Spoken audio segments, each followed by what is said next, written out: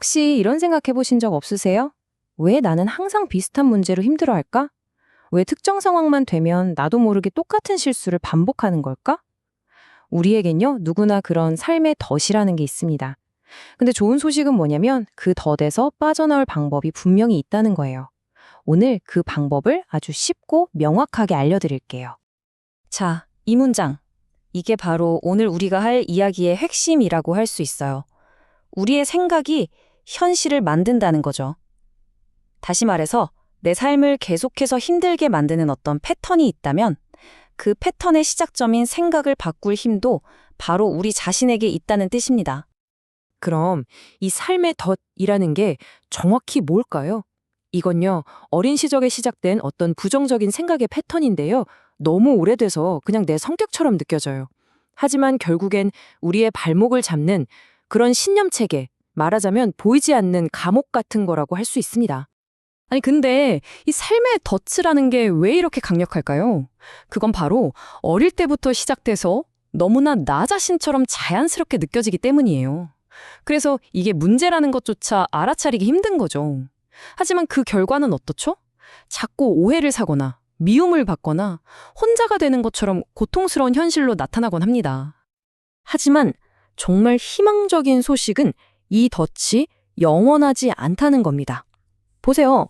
불신은 신뢰로, 실패에 대한 두려움은 지혜로, 또 누군가에게 의존하던 마음은 단단한 독립심으로 바뀔 수 있습니다.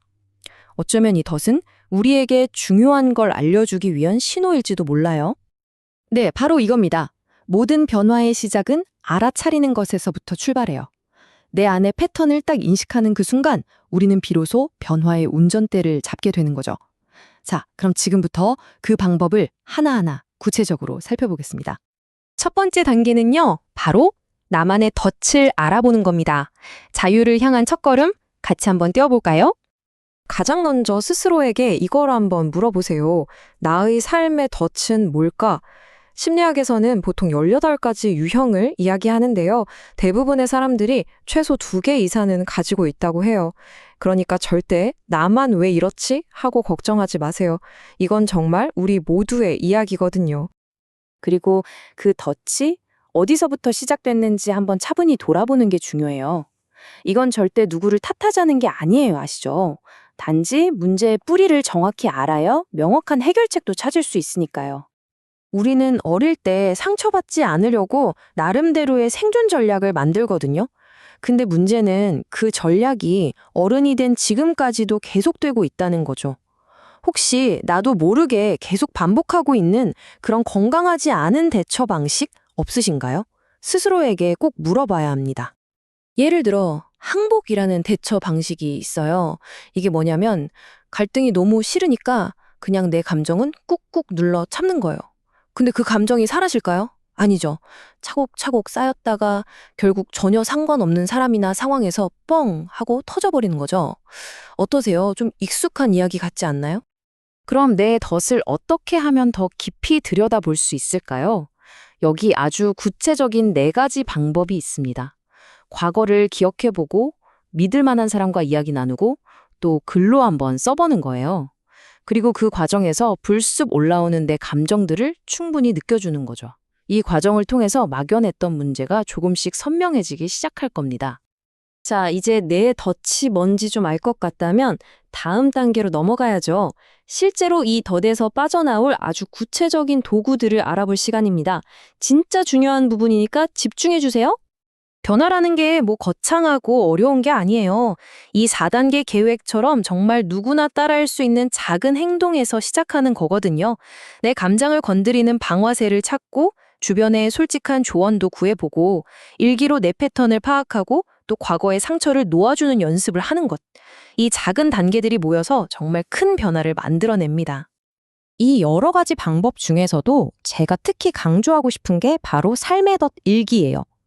이게 왜 그렇게 중요하냐면요. 마치 감정의 브레이크 같은 역할을 해주거든요. 감정적으로 자동 반응하는 걸 잠시 멈추고 그 순간 더 현명한 해결책을 찾을 공간을 만들어주는 거죠. 일기 쓰는 법 전혀 어렵지 않아요. 보세요.